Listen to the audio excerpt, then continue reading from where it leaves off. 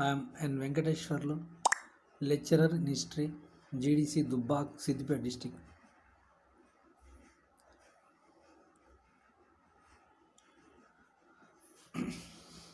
Buddhism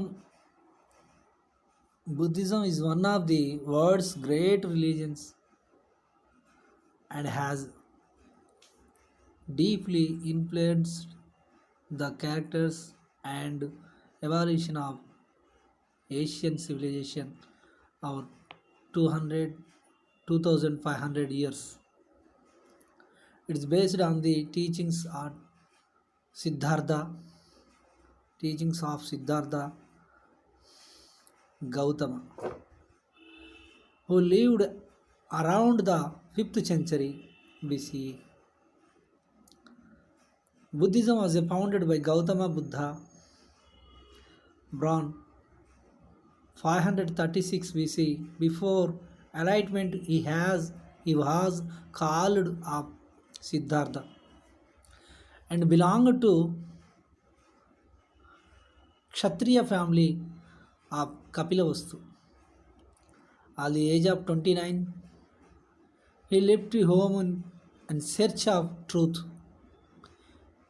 He eventually achieved enlightenment and delivered his first sermon at Sarnath, where his first 5 displays. The first sermon is called Dharmachakra Pravartana. Doctrine of Buddhism.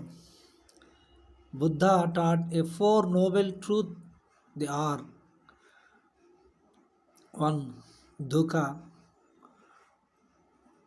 2.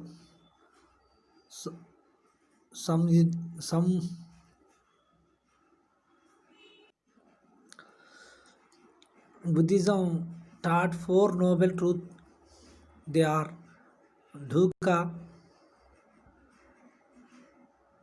Samudhya,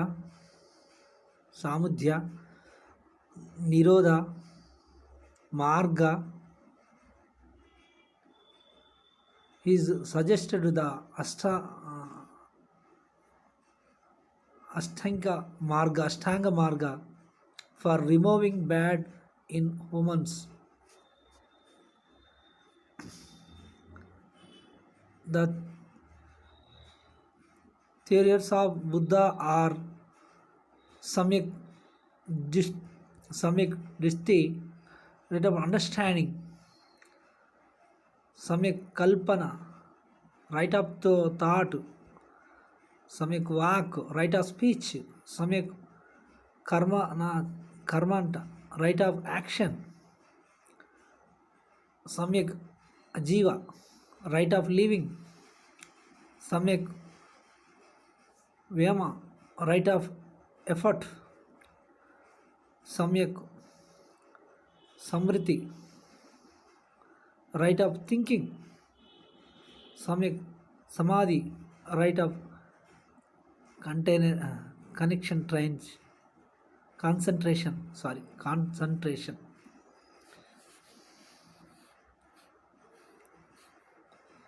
Buddhism. బౌద్ధ మతం ప్రసిద్ధిగాంచిన ప్రపంచ మతాల్లో ఒకటిగా పరిగణించబడింది. ఎందుకంటే గత 2500 సంవత్సరాల నుండి ఆసియా నాగరికతను ప్రభావితం చేసింది బౌద్ధ మతం. ఆసియా ఖండ నాగరికతనే ప్రభావితం చేసింది బౌద్ధ మతం. క్రీస్తుపూర్వం 6వ శతాబ్దానికి చెందిన ఒక యుగ పురుషుడైన సిద్ధార్థుడు గౌతముని బోధనల మీద స్థాపించబడింది. సిద్ధార్థ గౌతముని బోధనల మీద స్థాపించబడింది. అది భారతదేశంలో పుట్టి తర్వాత కాలంలో ఆసియా దేశాలన్నిటికీ బౌద్ధం విస్తరించింది. అనేక కారణాల వల్ల బౌద్ధ మతం సామాన్య ప్రజానీకానికి దగ్గరైంది. బహుళ ప్రచారం ఉన్న సామాజిక పూజా విధానాలు బౌద్ధ మతం ఆమోదించింది. బుద్ధుని వ్యక్తిత్వం, మూర్తిమత్వం, బోధనలు బౌద్ధ ప్రజలు సన్నిహితమైనప్పటికీ ప్రజాదరణ పొందిన మతంగానే ప్రపంచంలో ముందంజ వేసింది. గౌతమ బుద్ధుడు బౌద్ధమత స్థాపకుడు. ఇతడు ప్రభు అయిన శుద్ధోదన్ యొక్క కుమారుడు. ఇతని తల్లి మాయావతి. క్రీస్తుపూర్వం 563లో జన్మించాడు. ఇతడి అసలు పేరు సిద్ధార్థుడు. ఇతనికి శాక్యముని, శాక్యజ్ఞాని, అంగీరసుడు అనే మారుపేర్లు కూడా ఉన్నాయి. ఇంకా వేరే పేర్లు కూడా ఉన్నాయి. కపిలవస్తుకు చెందిన క్షత్రియ కుటుంబానికి చెందినవాడు. శాక్య జాతి పరంగా వస్తున్న గణతంత్ర సాంప్రదాయానికి వారసుడు. మహావీరునిలాగానే ఇతడు కూడా గృహస్థ జీవితాన్ని గడిపి ప్రపంచంలో ప్రజలు అనుభవించే కష్టాలను చూసి కరిగిపోయి 29 సంవత్సరాల వయసులోనే ఇల్లు విడిచి సత్యాన్వేషణకై వెళ్ళినాడు. కుటుంబ జీవితానికి స్వస్తి పలికి మోక్ష ప్రాప్తిని సాధించాలని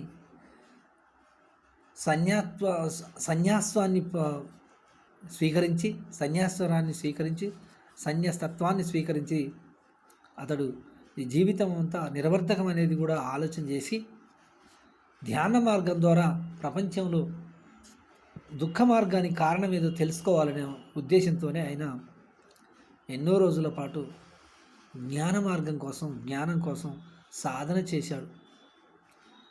బుద్ధగయలో జ్ఞానోదయం పొందాడు. చివరికి బీహార్లోని బుద్ధగయలో జ్ఞానోదయం పొందాడు.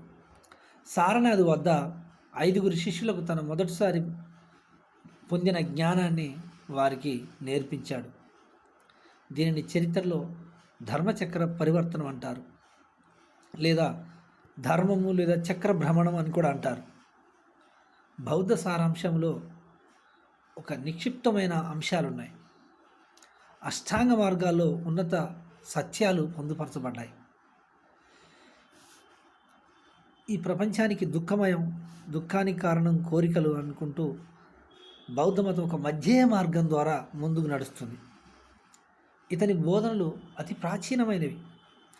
ఆత్మశాంతికి సంక్లిష్ట విషయాల చర్చ అవసరం లేకుండా అందరికీ అర్థమయ్యేలా వివరించాడు. ఆ విధంగా రూపొందించబడ్డాయి అతని బోధనలు. బుద్ధుని బోధనల తర్వాత అసలు బుద్ధుని బోధనలకు మూలం హేతుబద్ధత, వాస్తవికత. ఈ 2 సాధారణ పద్ధతులే బుద్ధుడు బోధించాడు. దైవత్వానికి ఇతడు కూడా విలువనివ్వలేదు.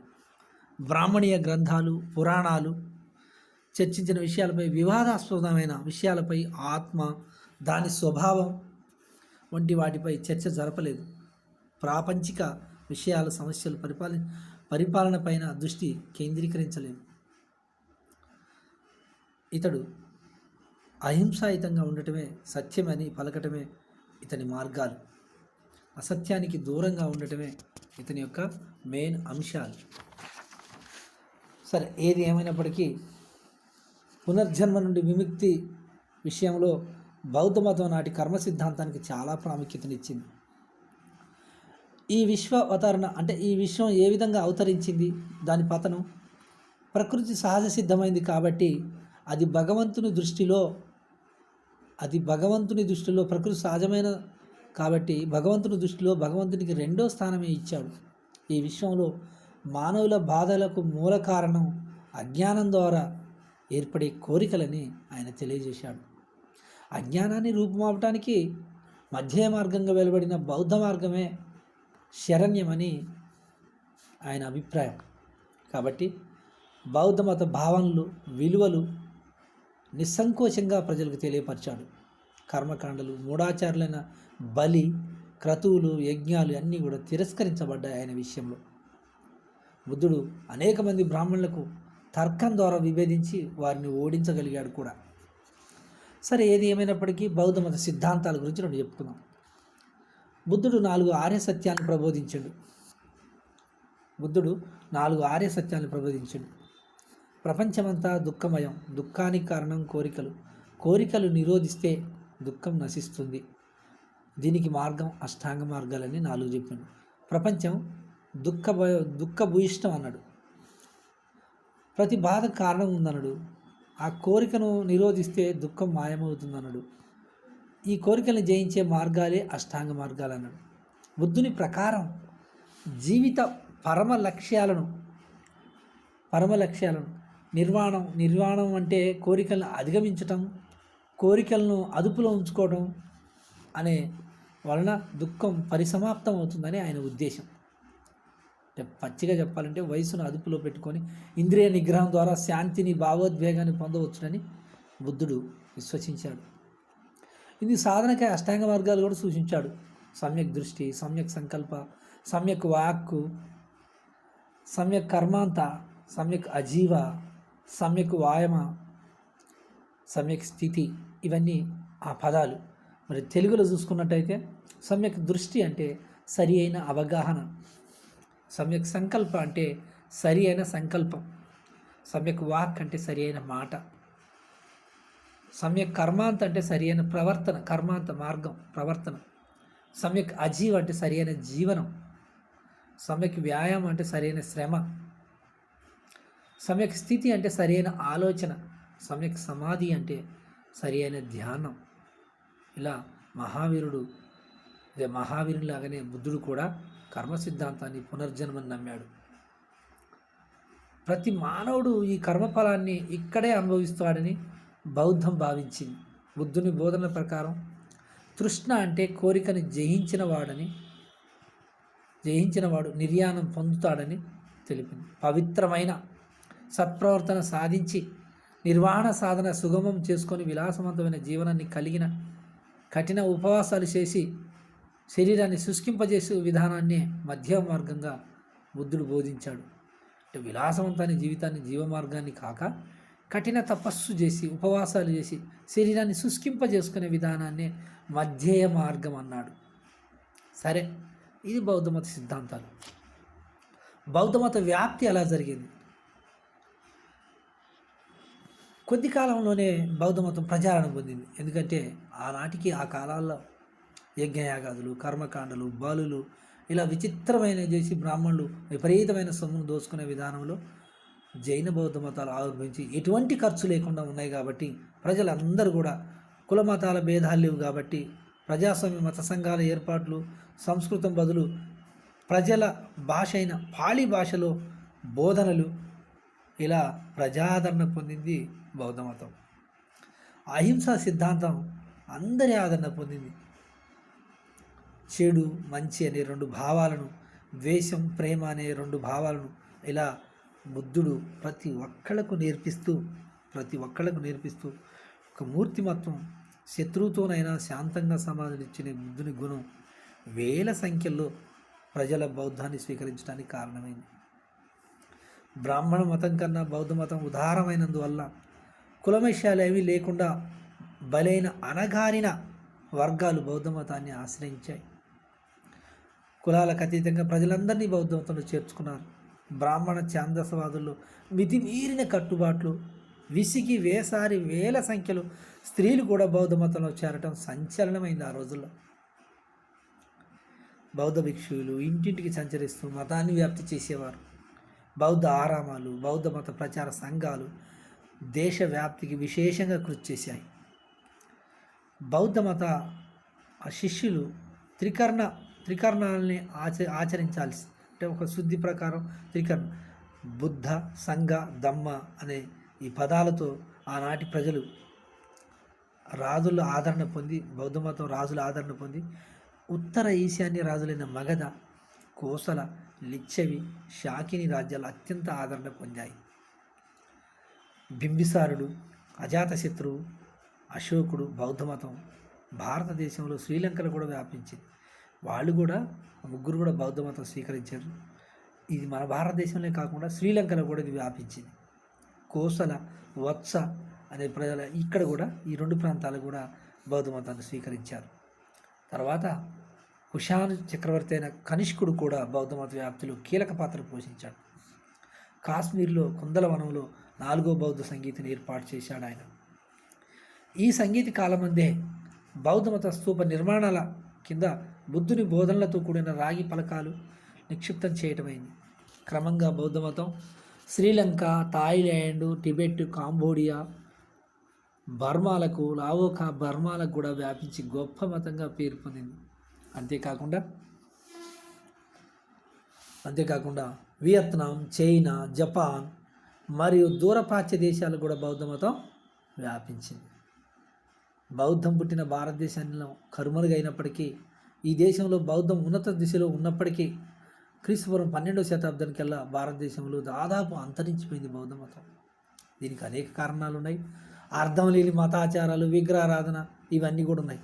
ప్రజల పాళీ స్థానంలో సంస్కృతం తిరిగి ప్రవేశం చేసి బౌద్ధ ఆరామాలపై, బౌద్ధ సంఘాలపై హిందూ మత దాడులు, బౌద్ధాలపై ఊచకోత, వైదిక మత పునరుద్ధరణ బౌద్ధ మతానికి పతనానికి కారణాలయ్యాయి. సరే, బౌద్ధ సంగీతుల గురించి చెప్పుకుందాం. బుద్ధుడు తన బోధనల్ని లిఖిత గ్రంథాల ద్వారా కాకుండా బోధకుల ద్వారా, చర్చల ద్వారా కొనసాగించాడు.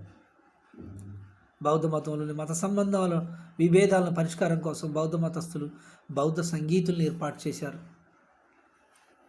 బౌద్ధ మత చరిత్రలో ప్రధానంగా 4 బౌద్ధ సంగీతులు జరిగాయని తెలుసుకున్నాం. ఎందుకంటే బౌద్ధ సంగీతులు 4. మొదటిది క్రీస్తుపూర్వం 493లో బుద్ధుడి మరణం తర్వాత జరిగింది రాజ్గిర్లో. ఈ సంగీతి బుద్ధుని ఉపదేశాలు సమగ్రంగా వివరిస్తూ వినయ సుత్త అభిధం అనే పీఠకాలు రూపొందించారు. మొదటి దాంట్లోనే రాజగృహంలో జరిగింది. అశోకుని కాలం రాజగృహంలో జరిగింది ఇది. దీంట్లో సుత్త, వినయ, అభిధమ్మ పీఠకాలను రూపొందించారు. వీటిలో బౌద్ధ మత తొలి సాహిత్యంగా చెప్పవచ్చు. వీటినే బౌద్ధ మత తొలి సాహిత్యం. ఈ సంగీతి జరిగిన 100 సంవత్సరాల తర్వాత రెండో బౌద్ధ సంగీతి జరిగింది వైశాల్యం.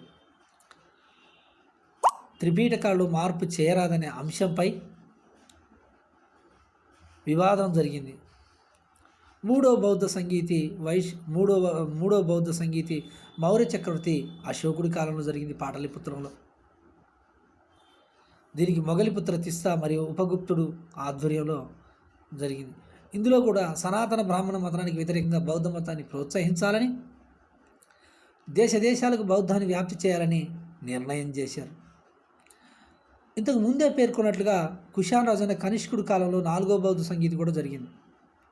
ఇందులో బౌద్ధ మతం కొత్త రూపురేఖలు సంతరించుకుంది. ఈ 4వ బౌద్ధ సంగీతి సిద్ధాంతపరమైన విభేదాలతో కొంత చీలిక ఏర్పడ్డది. బుద్ధుని దేవునిగా భావించి విగ్రహాల ద్వారా పూజించేవారు ఒకరు. వీళ్ళనే మహాయాన బౌద్ధ మతస్థులు అంటారు. విగ్రహాల ద్వారా పూజిస్తారు. పాళీ భాష బదులుగా సంస్కృత ప్రాధాన్యత ఇవ్వటమే కాకుండా బుద్ధుడు జీవిత కాలంలో వ్యతిరేకించిన వైదిక మత క్రతువులు, సాంప్రదాయాలు పాటించడం మొదలైంది. అశ్వఘోషుడు, ఆచార్య నాగార్జునుడు, సుమిత్రుడు, ఆంధ్రుడు ఈ మహాయాన బౌద్ధం ప్రసిద్ధి చెందింది. హీనయానం రెండవది. మహాయానం, హీనయానం. హీనయానం 2 భాగాలుగా విభజించడం జరిగింది. బుద్ధుడు సంచరించిన ప్లేసుల్ని, ఆయన తిరిగిన ప్లేసుల్ని యాత్రాస్థలాలుగా హీనయానం, బుద్ధుడి యొక్క విగ్రహాలను పూజించడం మహాయానం, ఇలా 2 భాగాలుగా చేయించడం జరిగింది. ఇక కళలు, వాస్తు శిల్పానికి బౌద్ధ మతం ఏ విధంగా శాసనలు చేసిందో ఒకసారి చూసుకుందాం. బౌద్ధం రాజకీయ, సామాజిక, ఆర్థిక, సాంస్కృతిక రంగాల్లో ఎంతో సేవ చేసింది బౌద్ధ మతం. వాస్తు శిల్పకళ రంగాల్లో బౌద్ధ మతం సేవలు స్థానిక సాంప్రదాయాల అభివృద్ధికి కూడా బౌద్ధ మతం ఎనలేని సేవ చేసింది. మానవ విగ్రహాలను పూజించడం, బుద్ధ విగ్రహారాధన భారతదేశంలోనే ప్రారంభమైంది. బుద్ధ విగ్రహారాధన మన భారతదేశంలోనే ప్రారంభమైంది. బుద్ధుడి జీవితంలో ప్రధాన ఘట్టాలైన బోధిగయ, సాంచి, మధ్యప్రదేశ్, బర్హాత్ ఈ ప్రాంతాలలో కొన్ని సంఘటనలు చిత్రించటం వలన అదొక శిల్పకళగా అభివృద్ధి చెందింది. అమరావతి, సాంచి స్తూపాలు గొప్ప కౌశశైలానికి సాక్ష్యాలుగా మిగిలాయి. అదేవిధంగా బుద్ధుడి అనుచరులు 100 మంది స్తూపాలు నిర్మించారు. వీటితో పాటు సాంచి తోరణం, బుద్ధుడి జీవితంలో ప్రధాన ఘట్టాల చిత్రీకరణ ఒక అద్భుతంగా సాగింది. జాతక కథలు, ఉపన్యాసాలు, పూల ఆకృతులు, కుబేరుడి ద్వారపాలకుడైన యక్షికళ, అందమైన చిత్రాలు, స్త్రీ పురుషుల చిత్రాల రూపకల్పన గొప్ప కళాత్మకంగా ఉట్టిపడే మాదిరిగా ఉన్నాయి. అంటే ఆ విధంగా గొప్ప కళాత్మకను సంతరించుకుంది. భారతీయ కళా చరిత్రలో గుహల శిల్పకళ అభివృద్ధి ఒక ప్రధాన ఘట్టం. క్రీస్తుపురం 2వ శతాబ్దం నుండి క్రీస్తుపురం 3వ శతాబ్దం వరకు దాదాపు 1000కి పైగా గుహ చిత్రాలు ఉన్నాయి ఆ రోజుల్లో. అందులో చాలా వరకు బౌద్ధ మతానికి సంబంధించినవి ఉన్నాయి. మహారాష్ట్రలోని రాతి పర్వతాల కింద అందమైన గృహ చిత్రాలు రూపొందించారు. జాతక కథల నుండి తీసుకోబడిన భావనలతో రూపొందించిన ఫ్రెస్కో చిత్రాలు అజంతా గుహలోనే ఉన్నాయి. ఇలా చాలా ప్రఖ్యాతిగాంచిన గుహ చిత్రాలు గౌతమ బుద్ధుడి గురించి వివరిస్తున్నాయి. ఇండో గ్రీకులు గాంధార మధుర శిల్ప శైలిని కూడా బౌద్ధ మతం ప్రోత్సహించింది. గ్రీకుల ప్రభావంతో వచ్చిన గాంధార శైలిని కుషాన్ రాజులు ఆదరించారు, అంటే కనిష్కుడు ఆదరించాడు. భారతీయ గ్రీక్ సమ్మేళనంతో మిళితమైన ఒక శైలి గాంధార శిల్ప శైలి. ఇందులో ప్రతిమ కూడా గౌతమ బుద్ధుడిదే. ఇందులో బుద్ధుని చిత్రాలు గ్రీకు దేవుడైన అపోలోను పోలి ఉంటాయి. అయితే మధుర చిత్రకళ మూర్తులు పూర్తిగా స్వదేశీయమైన భారతీయ శిల్పశైలిలో ఉన్నాయి. ఇలా ఒకటి గ్రీక్ శిల్పకళ శైలి, ఒకటి భారతీయ శిల్పకళ శైలిలా అనేక రకమైన శిల్పకళలు నిర్మించబడ్డాయి. ఇకపోతే బౌద్ధ మతంలో స్త్రీల యొక్క స్థితిగతుల గురించి మనం మాట్లాడుకున్నాం. బౌద్ధ భిక్షువులు సంఘాలలో స్త్రీలను అనుమతించడం ఒక విప్లవాత్మకమైన పరిణామానికి దారితీసింది. సాంప్రదాయక స్త్రీల స్థుతికి భిన్నంగా వారికి సమానత్వం బౌద్ధం అందించింది. బ్రహ్మచార భావంలాగా బౌద్ధం స్త్రీలను పురుషుల కన్నా తక్కువగా చూడలేదు. భౌతికంగా భిన్నంగా ఉన్న స్త్రీ పురుషులు అందరూ సమాజానికి అవసరమని బౌద్ధం భావించింది. కుటుంబంలో స్త్రీలు భార్యగా, తల్లి కుటుంబ బాధ్యత ఎంతో ఉన్నతమైనదిగా బుద్ధుడు భావించాడు. కుటుంబ బాధ్యతల నిర్వహణలో స్త్రీ పురుషుల సమభాగ్యం ఏ విధంగా ఉంటుందో బౌద్ధ మతం బోధించింది. భర్త భార్యను హితురాలిగా, సహచరిగా, సమాన భాగస్వామిగా చూడాలని కూడా బౌద్ధ మతం ఆదేశించింది. ఒకవేళ భర్త అనారోగ్యానికి గురైతే భార్య అతని స్థానంలో ఉండి కుటుంబ బాధ్యతలు తీసుకోవాల్సిందని బౌద్ధం సూచించింది. కుటుంబ స్త్రీలు కూడా భర్త వ్యాపార బాధ్యతల పట్ల అవగాహన కలిగి ఉండాలని, ఆయన లేనప్పుడు వ్యవహారాలను చేపట్టగలిగి ఉండాలని బౌద్ధం సూచించింది. దీన్ని బట్టి బౌద్ధ మతం స్త్రీలకు భర్తతో సమాన హోదా ఇచ్చింది అని తెలుస్తుంది. కుమార్తె జన్మించినందుకు విచారించిన రాజు ప్రసేనజిత్తుకి బుద్ధుడు కూతురు జన్మించినందుకు సంతోషించాలని, తేడా చూపరాదని చెప్పిన విషయాన్ని బట్టి అప్పటి వరకున్న కూతురంటే దుఃఖ కారణమన్న భావనను బుద్ధుడు వ్యతిరేకించాడు. స్త్రీ విద్యా విషయంలో కూడా, వారికి మత స్వేచ్ఛలో కూడా ఎటువంటి నిర్బంధాలు లేవని బౌద్ధ మతం ప్రకటించింది. పురుషులాగా స్త్రీలు కూడా సత్యమార్గ అన్వేషణకు అర్హులని బౌద్ధ మతం మరి ఒకసారి చెప్పింది. మొట్టమొదట స్త్రీల ప్రవేశం సంఘంలో క్రమశిక్షణకు భంగం వాటిల్లుతుందని భావించిన తర్వాత అంగీకరించడం జరిగింది. బుద్ధుడు వారి ప్రతిభను అనుసరించి భిక్కుని సంఘాల్లో వారికి బాధ్యతలు ఇవ్వటం కూడా జరిగింది. బౌద్ధ వాంగ్మయం ప్రతిభావంతులైన భిక్కుణులైన జయ, ఉత్పన్నలవన అనే అనేకులు ఇతరుల పేర్లు కూడా ఉన్నాయి. బుద్ధుని కాలంలో భిక్కుణులు వ్రాసిన థరిగాథ అనే గ్రంథాన్ని సాంప్రదాయ సంఖ్యలను తెంచి మొదటిసారిగా జ్ఞాన సంపదను, స్వేచ్ఛను ప్రసాదించింది బౌద్ధ మతం అని కూడా చెప్పుకోవచ్చు. ఈ విధంగా బౌద్ధ మతం చాలా మనకు నేర్పింది. మళ్ళొకసారి బౌద్ధ మతం గురించి మళ్ళొకసారి చర్చించుకుందాం.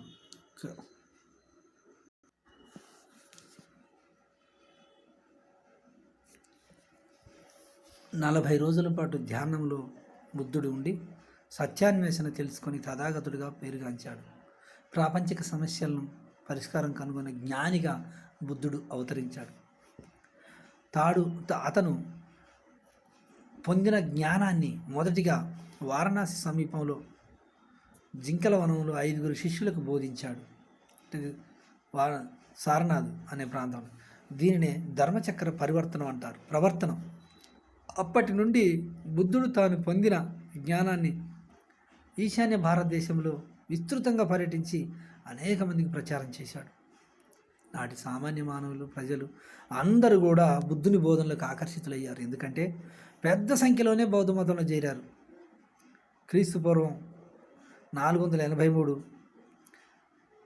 మల్లా రాజధాని కూసీ నగరంలో బుద్ధుడు మహానిర్యాణం పొందాడు తన 80వ ఏట. సరే, అది చనిపోయిన విషయం. బౌద్ధ మత సిద్ధాంతాల గురించి మనం కొద్దిగా మళ్ళొకసారి తెలుసుకుందాం. బుద్ధుడు తాను పొందిన జ్ఞానం ద్వారా ప్రాపంచిక సమస్యల కారణంగా తార్కికంగా విశ్లేషించాడు. వీటిని ఆర్య సత్యాలు. ప్రపంచమంతా దుఃఖమయం, దుఃఖానికి కారణం కోరికలు, కోరికలకు మూలం అజ్ఞానం. ఈ అజ్ఞానాన్ని జయించాలంటే అష్టాంగ మార్గాలు ఉండాలన్నాడు. సమ్యక్ దృష్టి, సమ్యక్ వాక్కు, సమ్యక్ కృషి, సమ్యక్ క్రియ, సమ్యక్ నిశ్చయం, సమ్యక్ ఆలోచన, సమ్యక్ జ్ఞానం, సమ్యక్ ధ్యానం అనేవి 8 కూడా అష్టాంగ మార్గాలు.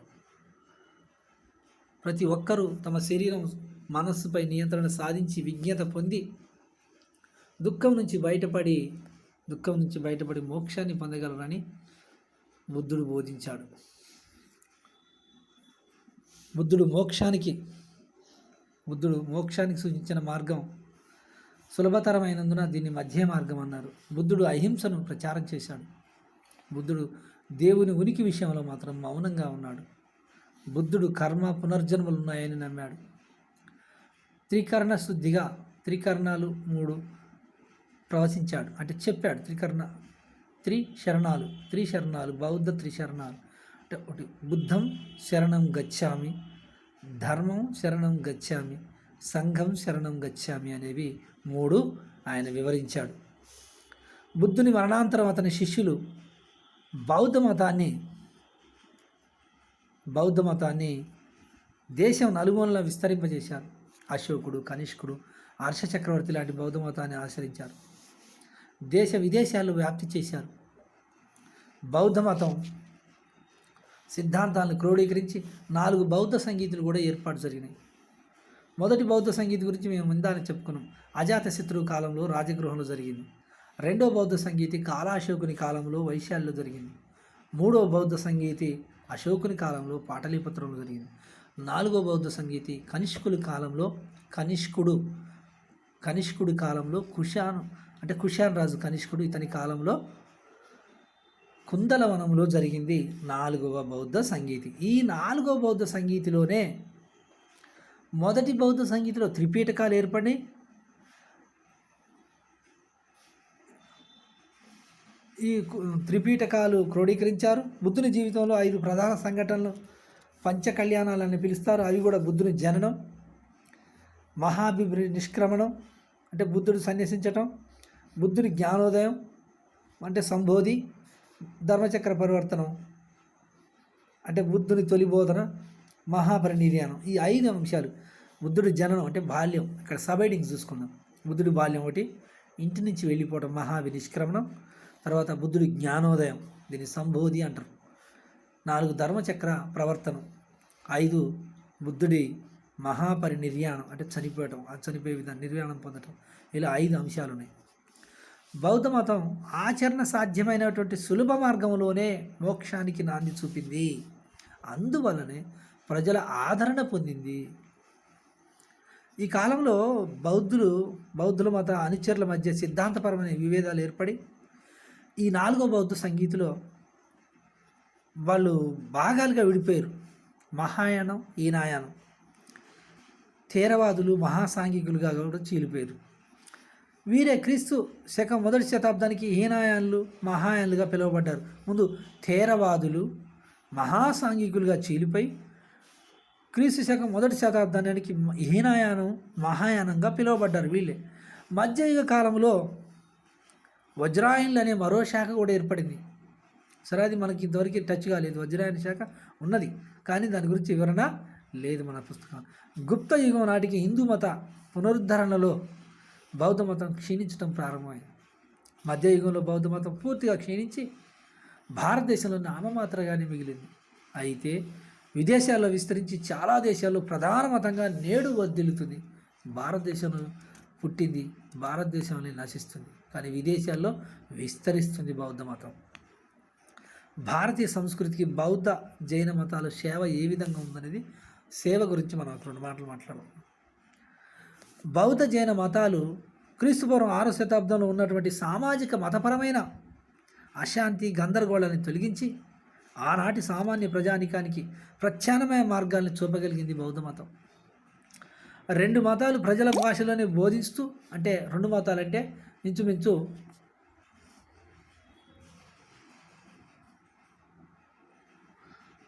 రెండు మతాలు అంటే ఒకటి జైన మతం, రెండు బౌద్ధ మతం. ఈ రెండు మతాలు కూడా ప్రజల భాషలోనే బోధనలు చేస్తూ ఆచరణ సాధ్యమైన మోక్ష మార్గాన్ని ప్రజలు సూచించాయి. ఈ రెండు మతాలు కుల మత వర్గ విభేదాలు లేకుండా అందరికీ సమాన అవకాశాలు కల్పించాయి. తమ మతాల్లో స్థానం కల్పించాయి. బ్రాహ్మణాధిక్యాన్ని తగ్గించడమే కాకుండా సామాన్యులు కూడా అత్యున్నత స్థానానికి వెళ్ళే అవకాశం కల్పించాయి.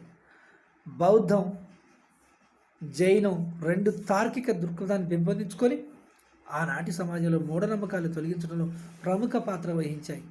ఈ రెండు మతాలు భారతీయ సాహిత్యానికి, వాస్తు శిల్పకళకు ఎనలేని సేవ చేశాయి. దిల్వారా వంటి దేవాలయాలు, స్తూపాలు, చైత్యాలు, గాంధార, మధుర శిల్పకళలు, అమరావతి శిల్పకళలు భారతీయ శిల్పకళకి ఎనలేని సేవ చేశాయి. ఈ విధంగా బౌద్ధ మతం విరజిల్లిందని చెప్పుకోవచ్చు. బుద్ధుడి మార్గం గురించి రెండు మాటలు చెప్పుకున్నాం. బుద్ధుడు తన విధానాలన్నీ కూడా పాలీ భాషలోనే వివరించాడు. ఆయన ఆర్య సత్యాలు కూడా ప్రపంచమంతా దుఃఖమయం, దుఃఖానికి కారణం కోరికలు తుదిస్తే దుఃఖం నశిస్తుంది, దీనికి అష్టాంగ మార్గాలు మూలం అని 4 అంశాలు ఆర్య సత్యాలనే చెప్పిండు. వీటితో పాటుగా ఆయన అష్టాంగ మార్గాలు కూడా చెప్పిండు. అష్టాంగ మార్గాలు వాక్కు, క్రియ, జ్ఞానం, దృష్టి, ఆలోచన, నిశ్చయం, క్లేశం, ఇలాంటి 8 అన్నీ కూడా సమ్యక్ వాక్కు, సమ్యక్ క్రియ, సమ్యక్ దృష్టి అనేది కూడా మనం చెప్పుకున్నాం ఒకసారి. ఇలా 8 అంశాలను కూడా చెప్పిండు. బుద్ధుడు నిర్యాణాన్ని లక్ష్యంగా చేసుకోవాలనే చెప్పాడు. కేవలం అహింసామయమైన జీవితంలో అష్టాంగ మార్గాన్ని అనుసరించడంలో కోరిక నివారణ జరుగుతుందని చెప్పడం జరిగింది. ప్రాచీన భారతీయ సమాజం మీద బౌద్ధ మత ప్రచారం ఏ విధంగా ఉందో ఒకసారి చూసుకుందాం. ప్రాచీన భారతీయ సమాజం మీద, సంస్కృతి మీద జైన బౌద్ధ మతాలు ఎంతో ప్రభావితం చూపాయి.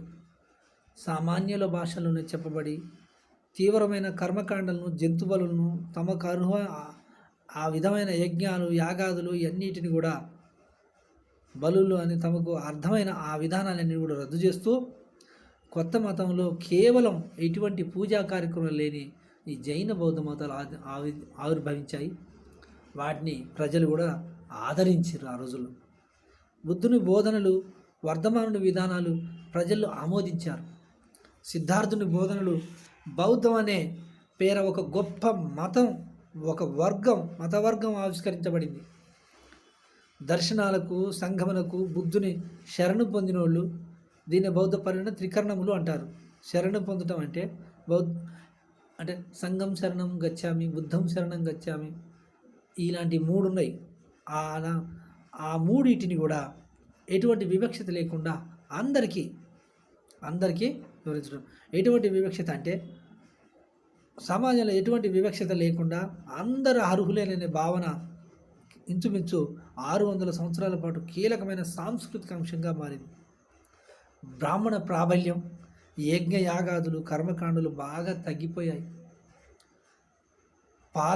పాలితుల వర్గంలో బ్రాహ్మణేతర వర్గాలు తొలిసారిగా ఉన్నతమైన పదవులు పొందారు. ఎంతో క్లిష్టంగా కనిపిస్తున్న ఆధ్యాత్మికత జీవన సాధన ఒక సులభమైన మార్గమైంది. చంద్రగుప్త మౌర్యుడు, సంప్రతి మొదలైన రాజులు జైనాన్ని, అశోకుడు, కనిష్కుడు మొదలైన చక్రవర్తులు బౌద్ధాన్ని ఇలా ఆదరించి ఒక ఉద్యమ స్ఫూర్తితో ప్రపంచంలో ప్రచారం చేయడం జరిగింది. జైన బౌద్ధ మతాల ఆవిష్కరణ వలన ప్రాచీన భారతీయ సంస్కృతిలో ధర్మం, సత్యం, ప్రేమ, అహింస అనే 4 లక్షణాలు గుర్తించబడ్డాయి. ఇవి ప్రజల్లోకి వచ్చాయి. కానీ కొన్ని మూఢనమ్మకాలు తొలగిపోయి జ్ఞాన బౌద్ధంలో, అంటే జైన బౌద్ధంలో ఒక తార్కిక చింతన అనేది ఏర్పడింది. తర్వాత కాలంలో జైన బౌద్ధ మత శాస్త్ర సాహిత్యం, మతపరమైన నిర్మాణాలు ప్రాచీన భారతీయ సాంస్కృతిక వ్యక్తిత్వానికి ఒక వన్నె తేవటం కూడా జరిగింది. నేటి లౌకిక తత్వ భావనకు పునాది బౌద్ధ మతాలు. జైన బౌద్ధ మతాల్లో కనిపిస్తున్న అసాధారణమైన మానవ ప్రజ్ఞ, సాంస్కృతిక వికాసం, మానవుడు ప్రకృతికి లొంగి ఉండటం ఎంత సహజమో సమంజసమో, జీనుడైన బుద్ధుడైన ప్రకృతిని అధిగమించడం కూడా అంతే సహజంగానే జరగవలసి ఉందని చెప్పాడు. అంటే ప్రకృతి ఏ విధంగా మనలోకి విలీతం చేసుకోవాలి, వేదాలలో కూడా ఇదే చెప్పబడింది. గో బ్యాక్ టు వేదాస్ అన్నారు. సాంస్కృతిక మానవ ప్రజ్ఞ జైన బౌద్ధములు వికసించిందని కూడా చెప్పుకోవచ్చు.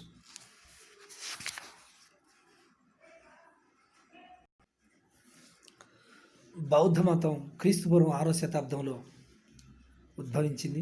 దీన్ని స్థాపించిన వ్యక్తి గౌతమ బుద్ధుడు. ఇతడు శుద్ధోధనుడి కుమారుడు. ఇతని అసలు పేరు సిద్ధార్థుడు. అంగీరసుడు, జ్ఞానముని, శాక్య జ్ఞాని, శాక్యముని, తథాగతుడు అనే మారుపేర్లు కూడా ఉన్నాయి. ఇతడు సంఘటనలు 5 ఉన్నాయి. ఇతని లెసన్లో ఈ బౌద్ధ మతంలో 5 సంఘటనలు. 1 మహాభినిష్క్రమణం,